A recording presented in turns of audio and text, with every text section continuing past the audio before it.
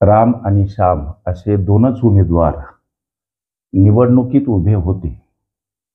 रामला एकूण मतांच्या 30% मते पडली, परंतु त्याला श्यामपेक्षा 260 मतं कमी पडल्यामुळे तो पराभूत झाला. तर या निवडणुकीत एकूण किती जणांनी मतदान केले असा प्रश्न सोडवायचा कसा? लक्ष द्या. इथं राम आणि इथं श्याम लिहा. ओके. गणित म्हणते रामला एकूण मतांच्या 30% मते पडली, ही रामची मते.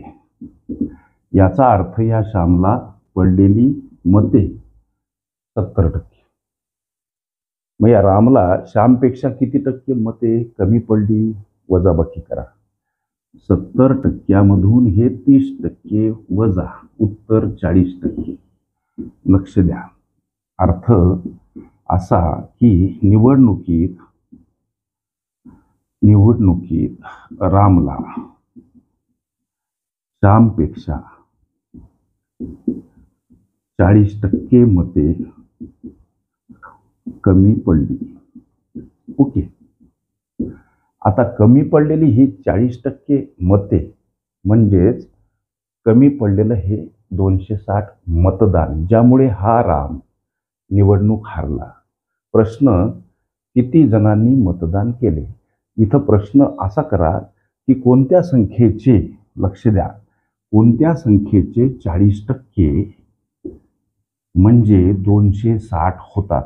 आपल्याला एकूण मतदार मिळून जातील.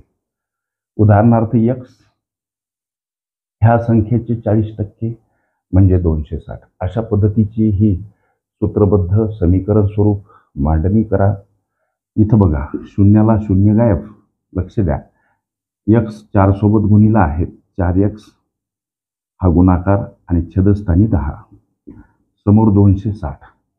या 4x ला एकटं करा. 260 कडे जाताना हे 10 आता गुणिला. ओके. 4x बराबर हा गुणाकार 2600. x ला एकटं करा.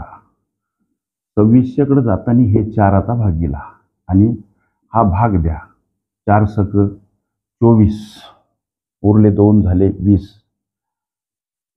4 पंच 20, हे उरलं 0 65 वर. याचा अर्थ एकूण 650 जणांनी मतदान केलं. हे या प्रश्नाचं उत्तर पर्याय क्रमांक बी मध्ये दर्शवलेलं आहे. ओके.